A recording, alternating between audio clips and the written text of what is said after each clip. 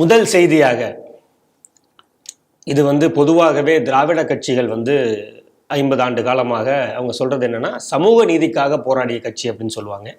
ரெண்டாவது இது ஈவேராவின் மண் அப்படிம்பாங்க. இதெல்லாம் அவருடைய கோஷமாகவே பார்க்கப்படுகிறது. இப்போ செய்தி என்ன அப்படின்னா, வருடந்தோறும் நமக்கு தெரியும், இந்த ஜல்லிக்கட்டு என்பது தமிழர்களுடைய பாரம்பரிய விளையாட்டு. இதுக்காக போராட்டம் நடைபெற்றது. மீண்டும் அதை பெற்று தந்தோம். அது எப்பொழுதுமே நம்மளோடு மண்ணோடும் இங்கே உள்ளவர்களோடும் இணைந்த ஒரு திருவிழா அது. அதில் 2023, 24ங்கிற இந்த 2 காலகட்டத்தில் ஒரு சிறந்த மாடுபிடி வீரர் அப்படின்னு சொல்லிட்டு சின்னம்பட்டி தமிழரசன் தேர்ந்தெடுக்கப்பட்டவர். அவர் ஒரு சிறந்த மாடுபிடி விளையாட்டு வீரர். இந்த வருடம் அவரால் மதுரையில் நடைபெற்ற பார்லமெண்டில் நடைபெற்ற அந்த இதில் கலந்துக்கவே முடியல. இது குறித்து என்ன அப்படின்னு செய்தியாளர்கள் கேட்கும்போது அவர் இது ஒரு ஜாதி ரீதியான ஒரு துன்புறுத்தலாக நான் பார்க்குறேன், அதனாலேயே கலந்து கொள்ள முடியல, நாங்கள் புறக்கணிக்கப்பட்டோம் அப்படின்னு சொல்லிட்டு அவர் வருத்தப்பட்டிருக்காரு.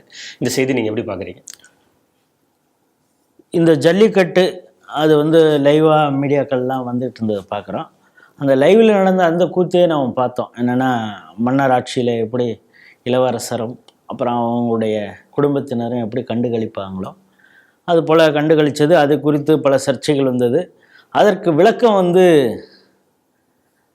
கலெக்டரே கொடுத்தாங்க. எப்படி இந்த பல்கலைக்கழக மாணவி இஷ்யூ வந்த பொழுது கமிஷனர் எப்படி முன்னாலே அவர் அந்த புரோட்டோக்காலில் அவர் கொடுக்கணுமாங்கிறதே நமக்கு தெரியாது. ஏன்னா விசாரணை இப்போ தான் தொடங்கியிருக்கு. ஆனால் அவர் ப்ரெஸ் மீட் கொடுத்தாரு.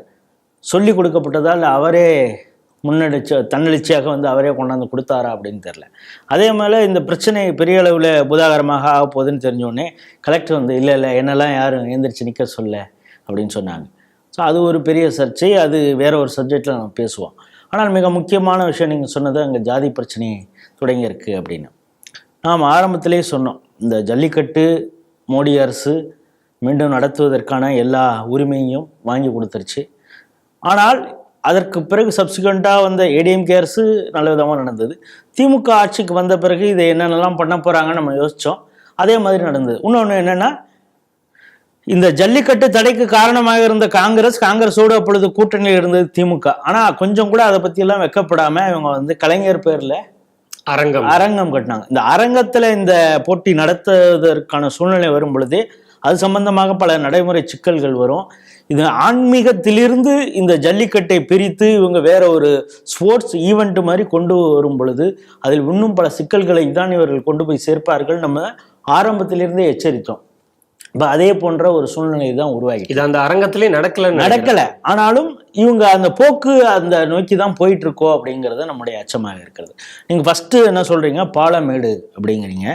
பாலமேட்டில் என்னன்னா, ஜல்லிக்கட்டு நடந்துகிட்டு இருக்கிறப்ப இளவரசரும் அவருடைய மகனும் ஜூஸ் எல்லாம் குடிச்சிட்டு பிஸ்கெட்லாம் சாப்பிட்றாங்க. இந்த பிஸ்கெட் ரொம்ப நல்லா இருக்கும், சாப்பிடுங்க அப்படின்னு சொல்லி அந்த பிஸ்கெட்டு அந்த தூள் பேண்ட்ல விழுந்ததை கூட அமைச்சர் அப்படியே தட்டி விடுறாரு. அந்த அளவுக்கு ஒரு அபிமானமும் ஒரு ஒரு ஆங்கியையும் அவங்க அந்த குடும்பத்தின் மீது அவர் காட்டுகிறாருங்கிறத பார்க்குறோம்.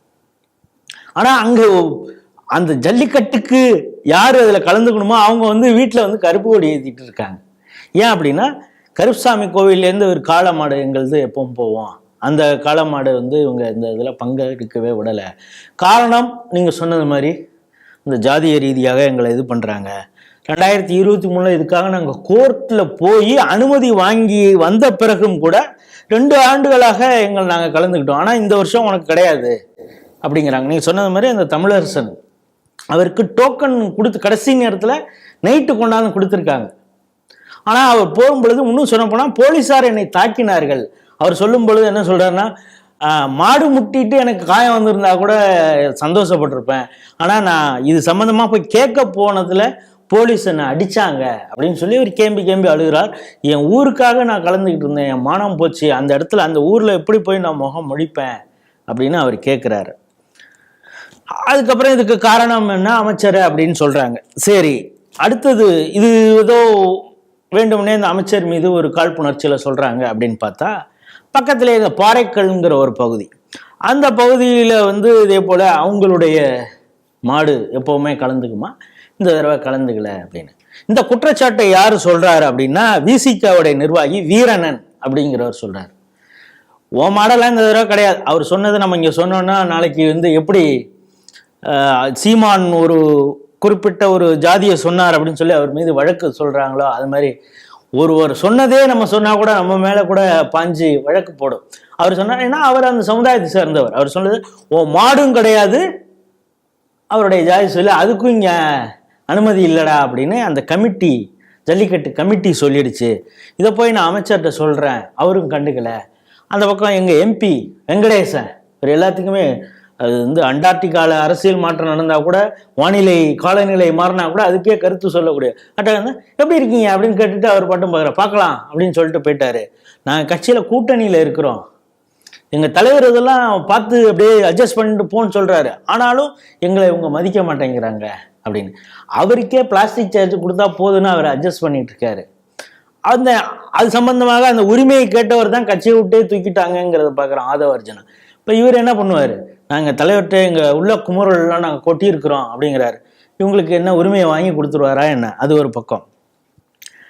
அவர் என்ன சொல்கிறாருன்னா, அங்கே 6 ஜாதிக்கு இருக்குது, எங்களுடைய ஜாதிக்கு அங்கே பார்ட்டிசிபேஷனே இல்லை அப்படிங்கிறார்.